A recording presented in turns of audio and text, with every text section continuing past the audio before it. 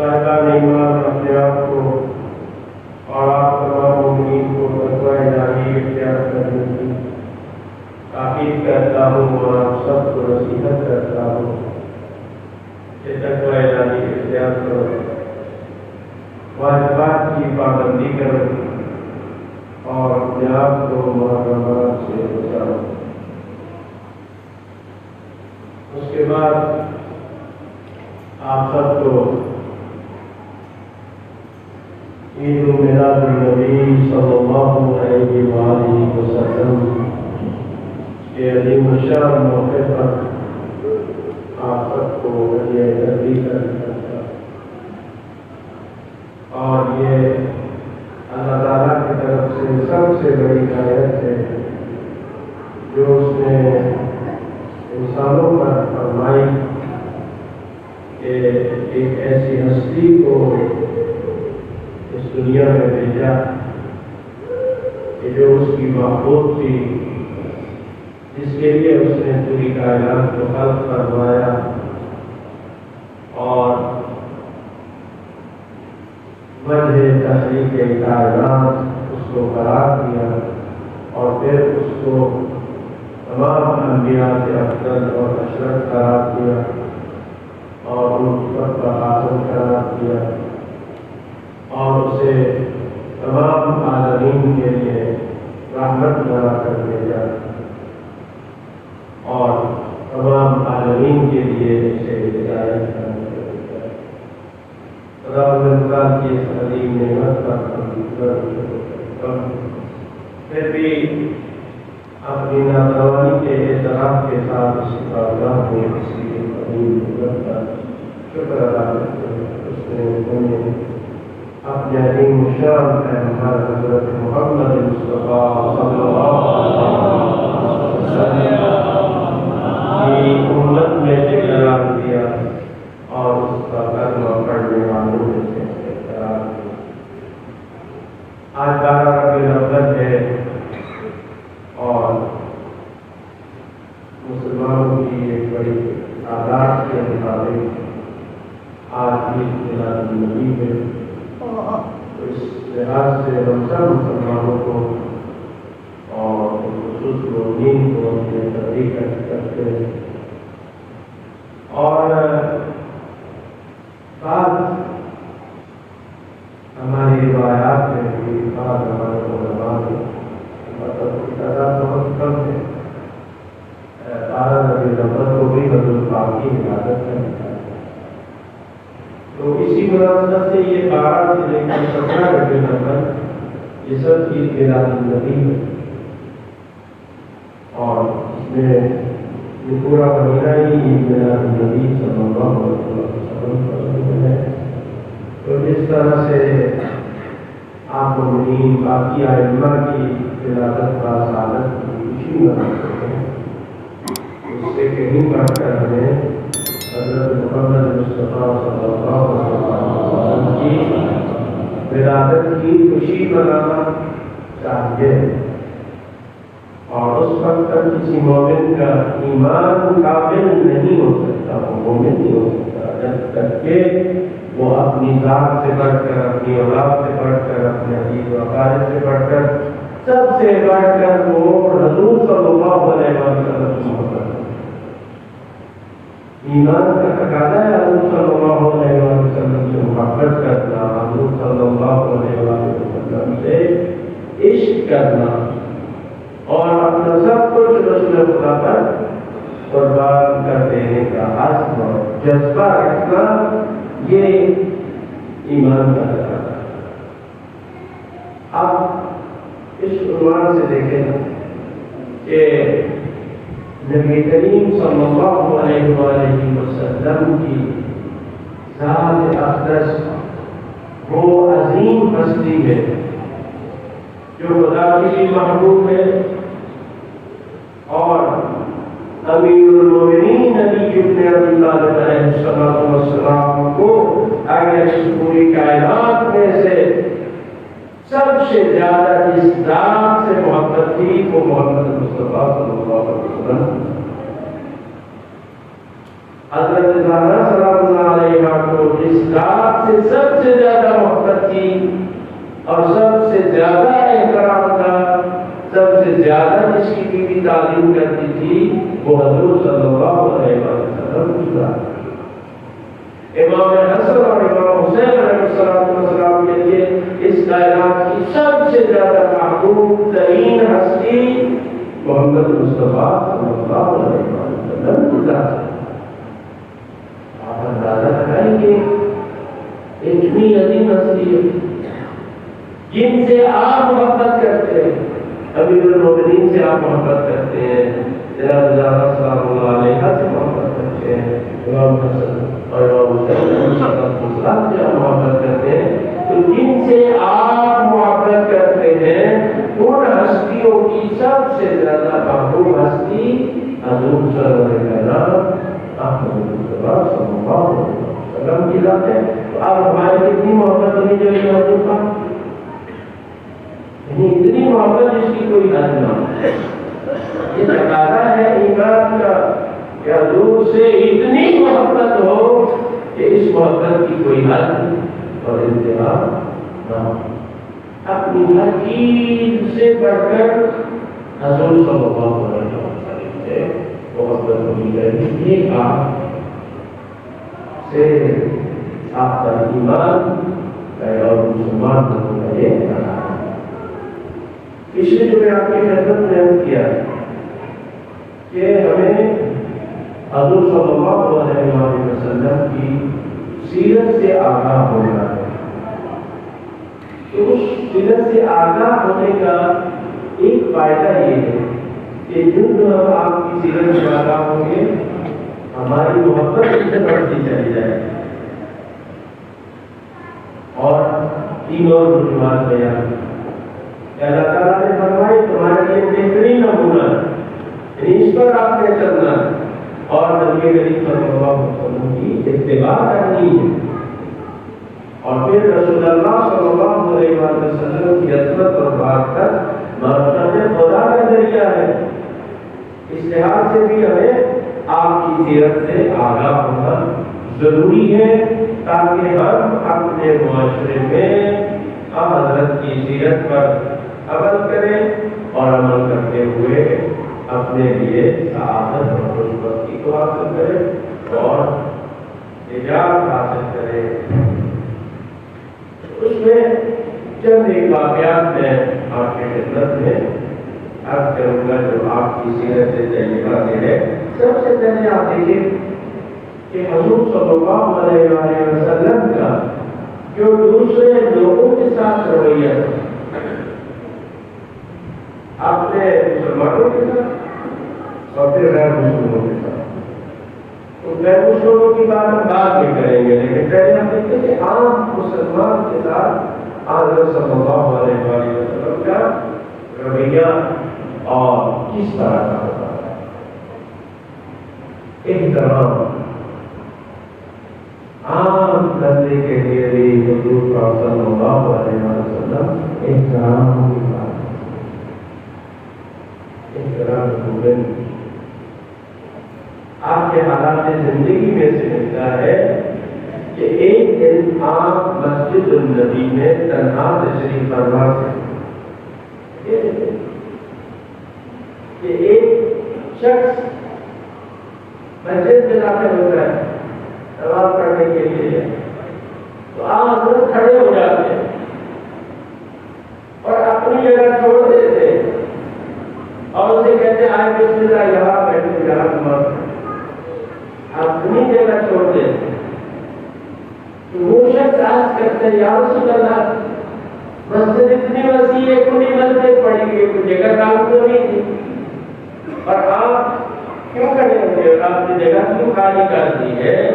تو آپ فرماتے ہیں کہ ایک مسلمان کا دوسرے مسلمان پر حق یہ ہے کہ جب وہ کسی کو دیکھے، مسلمان کو دیکھے کہ وہ کہیں بیٹھنا چاہتا ہے تو وہ کھڑا ہو جائے اور عاجزانہ طور پر اس کا احترام کرے۔ اللہ جب کسی مسلمان کو دیکھے اور دیکھے کہ وہ اس جگہ پر آنا چاہتا ہے، بیٹھنا چاہتا ہے، آپ फरमाते हैं ये हक है मुसलमान का कि वो खड़ा हो जाए और आजिज़ी के साथ इसका एहतराम। यहाँ रसूलुल्लाह सल्लल्लाहु अलैहि वसल्लम हमारी आपको जरूर कुर्बान हो नबी करीम की सीरत पाक। और एक और वाक़या मिलता है इसी से मुताबिक है कि एक दिन हज़रत सल्लल्लाहु अलैहि वसल्लम के घर में काफी सारे साहब और जो ज़्यादा मुझे कितना हुआ इतने में एक साहबी जरीर बिन अब्दुल्लाह वो दाखिल होता है। आज सल्लल्लाहु अलैहि वसल्लम ने देखा कि जगह नहीं है बैठने कि कमरे जैसे कि तरह दिखता है वो जगह बोलो।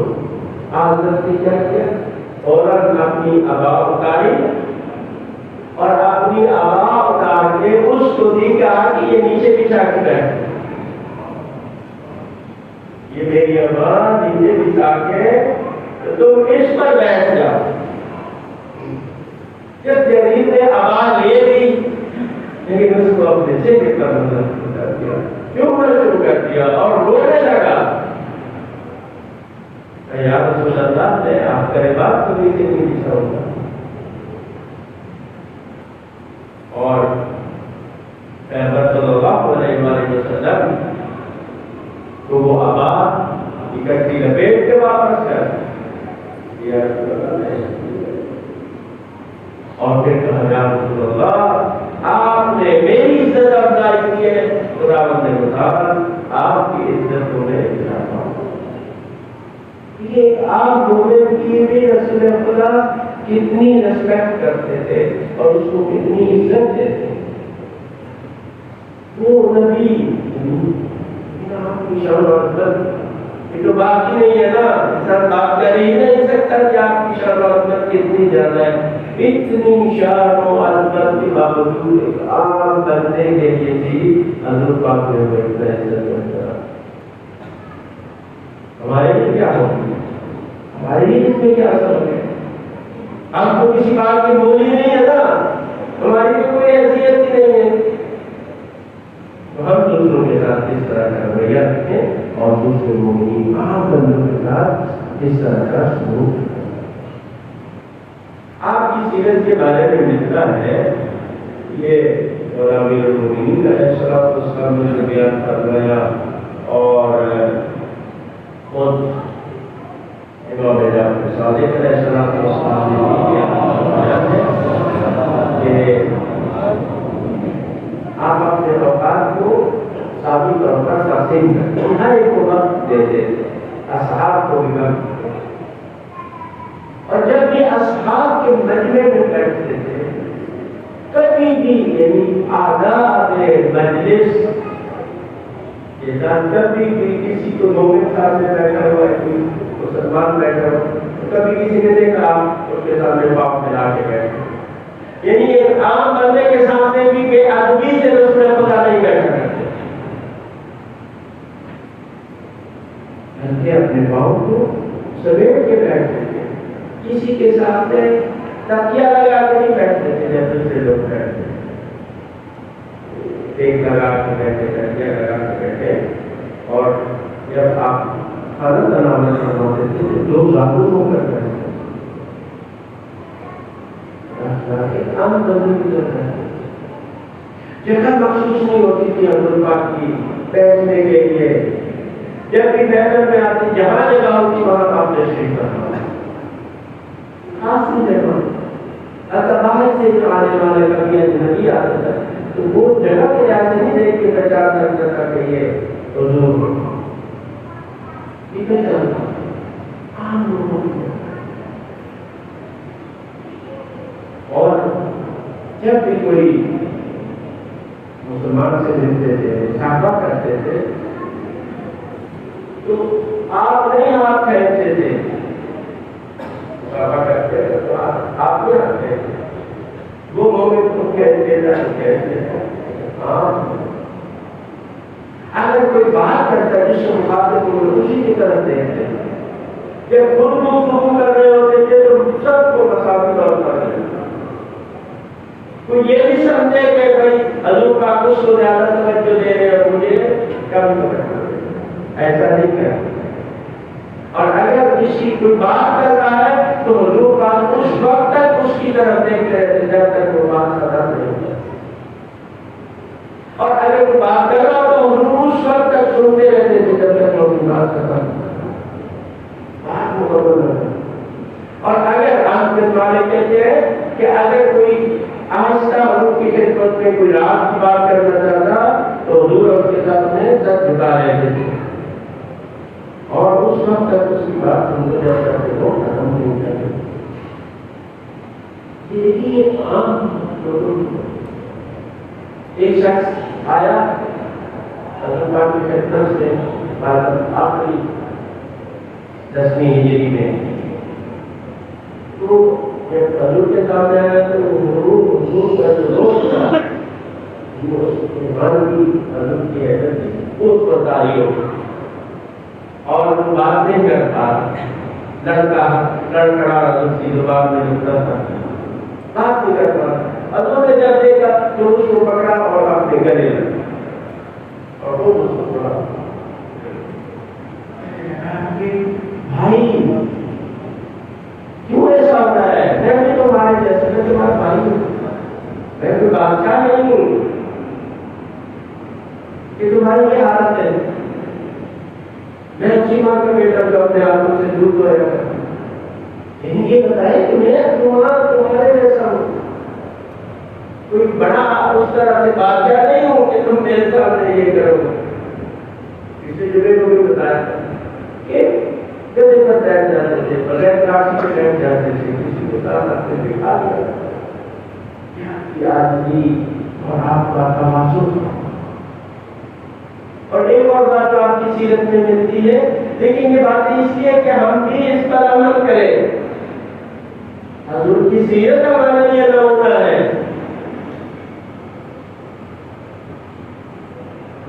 حضرت آج بن مالک کا واقعہ ہے. اس سے پہلے امام صادق علیہ السلام فرماتے ہیں کہ جب حضور کو پتہ چلتا کہ کسی نے بھی ایسا کام کیا ہے ایسی بات کی ہے جو حضور کو ناپسند تھی, پتہ چلتا ہے کہ صحابہ نے غلط کام کیا ہے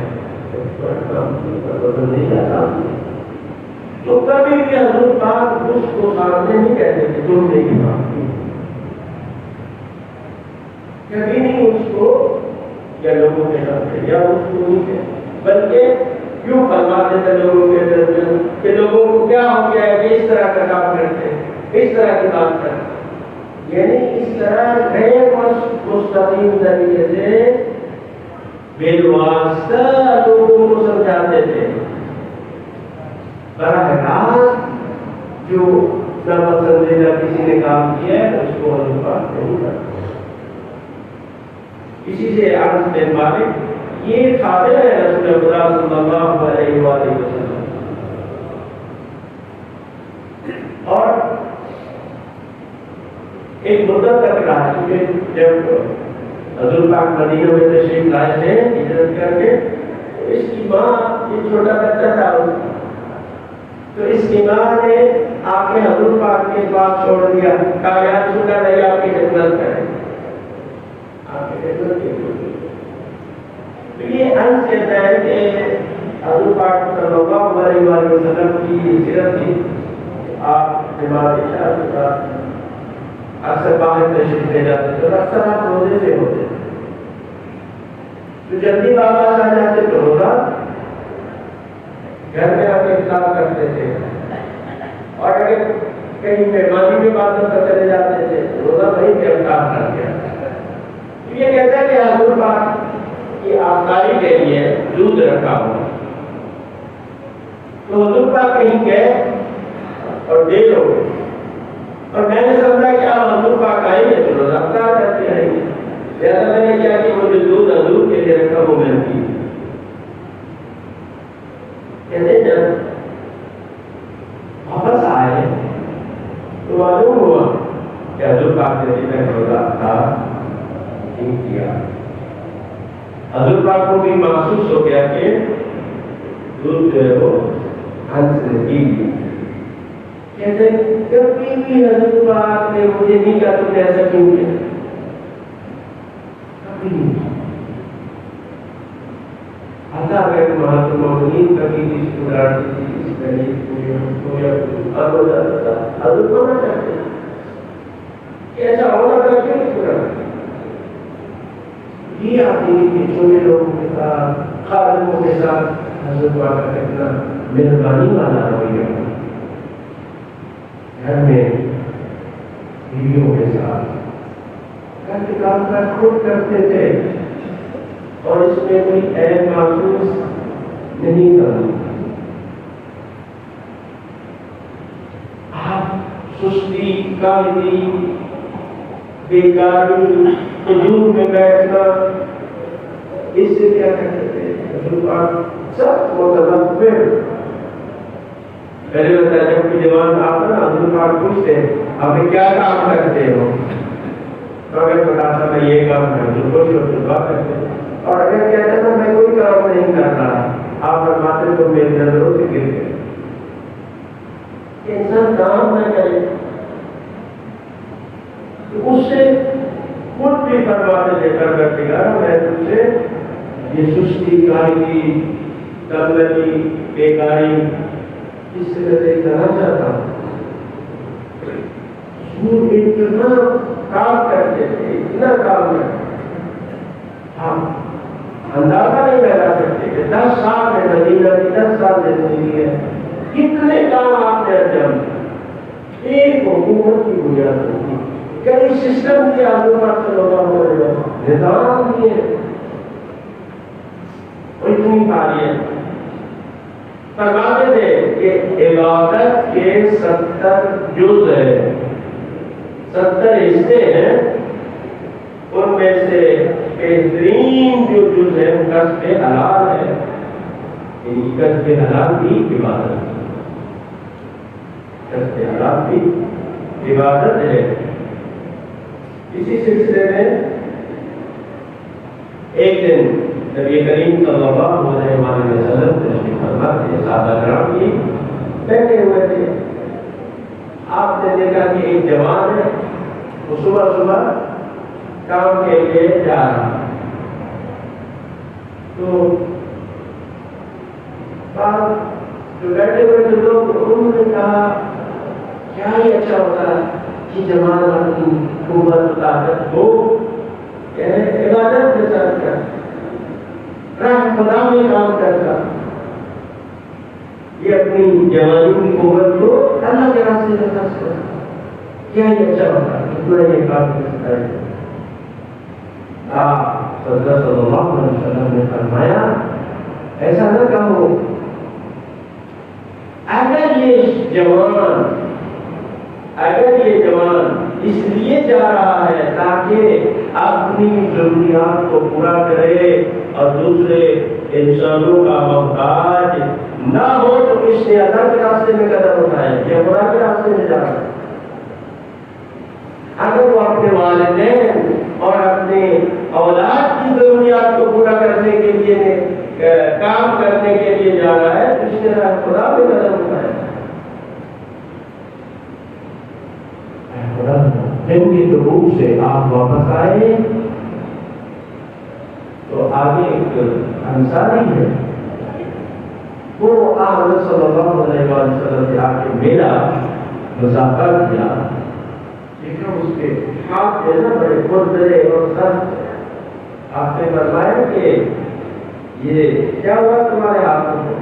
کہا یا رسول اللہ رزق کے حالات کی کمانے میں یہ بیل کا اور اس کو استعمال کرتے ہوئے یہ میرے ہاتھ اس طرح سے ہو گئے. اللہ اکبر. تو آپ حضرت صلی اللہ علیہ وسلم نے اس کے ہاتھوں کو چوم لیا تاکہ یہ محنت کرنے والا محنت کیسے یہ اللہ کا دوست عظمت ہے محنت کی کام کی. اور یہ ایک بات میں آپ کر دوں یہ ہے کہ ہمارے بہت سارے لوگ جو ہے وہ کام نہیں کرتے.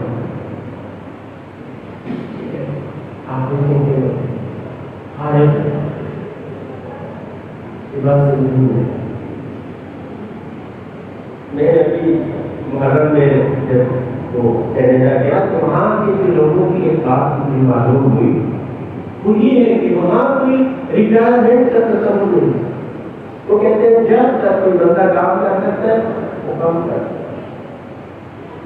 ریٹائرمنٹ کا کوئی تصور نہیں. گورنمنٹ بھی اس کو ریٹائر کرتی ہے اگر وہ کام کر سکتا ہے. 80 سال کا بھی ہے تو وہ کام کرتا ہے. لوگ کام کرتے ہیں. اپنے آپ کو برا سمجھنا وہ عیب سمجھتے ہیں. کسی کو کہ آپ بوڑھے ہو گئے تو وہ اس کو اپنے لیے گالی سمجھتے. صحت مند رہتے ہیں اور کام کرتے ہیں. برا ہونا اپنے لیے وہ جائز نہیں. تو جب کہ اسلام کی تعلیمات ہے، حضرت صلی اللہ علیہ وآلہ وسلم کی تعلیمات ہے، تو انسان کو کیا کرنا چاہیے؟ کام کرنا. کوئی کام نہیں، گھر بیٹھے ہوئے ہیں، چارپائی میں بیٹھے ہیں تو کوئی نہ کوئی کام تو کرتے رہنا چاہیے اس انسان. تو یہ میں پہلے بھی کہتا ہوں اپنے دوستوں سے، بزرگوں سے، 50 سال عمر 60 سال عمر کی بات ہے، بچے کام کر رہے ہیں اور وہ بیٹھے ہوئے ہیں، لیکن ان کو بھی کام کرنا ہے. کوئی کام کیوں کہ معاشرے میں ایک اچھی جگہ شرکت ہو، اس کی فعال شرکت ہو، معاشی سرگرمیوں کو کرو. سیرت جو ہے وہ یہ ہے کہ ایک دن نبی کریم صلی اللہ علیہ وآلہ وسلم مسجد النبی میں تشریف لایا. دیکھا کہ مسجد میں 2 قسم کے گروپ بنے. ایک گروپ ایسا ہے جو عبادت، نماز، ذکر، اذکار، تلاوت قرآن مجید میں مشغول ہے، اور ایک گروپ ایسا ہے جو پڑھنے پڑھانے میں مصروف ہے، علمی مباحثہ کر رہے ہیں، کوئی درس دے رہا ہے، کوئی لے رہا ہے. تو آپ حضرت صلی اللہ علیہ وسلم نے دونوں کو دیکھا، خوش ہوئے اور اپنے جو ساتھ تھے ان سے فرمایا کہ یہ دونوں گروپ جو ہے انہیں کام انجام دیں اور دونوں خیر و سعادت پر ہیں، لیکن مجھے تعلیم و تعلم کے لیے بھیجا گیا ہے. اور یہ فرمایا اور اس گروہ میں جا کے شامل ہو گئے کہ جو پڑھنے پڑھانے میں دونوں کا وہ ہے عبادت کی ہے، لیکن جو تعلیم و تعلم کا کام ہے وہ زیادہ ہے. اب یہ جو بزرگان ہیں مثال کے طور پر یہ کیا کام کر سکتے ہیں؟ اور تو بچوں کو پڑھا سکتے ہیں. اگر قرآن سے پڑھنا چاہتے ہیں وہ بچوں کو قرآن پڑھنا یا اور تعلیم سے باہر ان کو کام کرتے رہنا چاہیے، فارغ نہیں رہنا چاہیے. اور بس آخر میں ایک بات کی انشاءاللہ میں زندگی رہی تو ایک دن پیغمبر صلی اللہ علیہ وسلم مشہور ہے طواف ہے، آپ طواف کر رہے ہیں.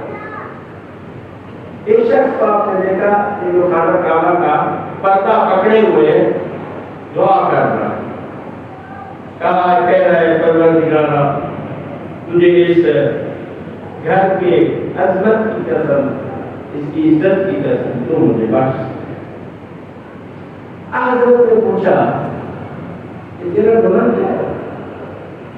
اللہ سے دعا مانگے تیرا گناہ معاف کر دے، تیرا گناہ کیا ہے؟ اس نے کہا یا رسول اللہ میں ایک دولت مند آدمی ہوں، بہت آدمی، لیکن میری مشکل یہ ہے کہ جب بھی کوئی فقیر میری طرف آتا ہے اور مجھ سے کوئی چیز طلب کرتا ہے، مانگتا ہے، تو مجھے ایسا لگتا ہے جیسے آپ کا جھولا ہے جو میری طرف آئے.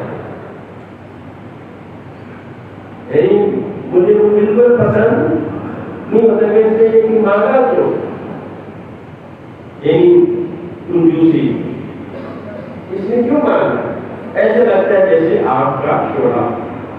حضرت نے فرمایا کہ مجھ سے دور ہو، کہیں ایسا نہ ہو کہ تیری آگ جو ہے مجھے نہ جلا۔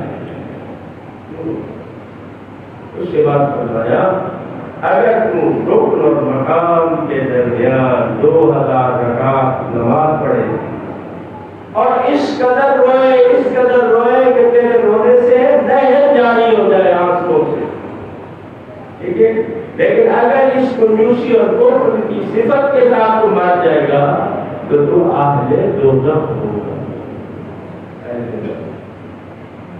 تو کنجوسی سے ہونا، کفر سے ہونا، ضرورت مندوں کی مانگ کی جاتے ہیں، کوئی کسی کی ضرورت کو محسوس کرتے ہیں ہم، تو ضرور اس کے ساتھ کیا ہے اتنا ہو سکتا ہے اس کے ساتھ کہ خدا میں کنجوسوں میں شمار نہ کرے۔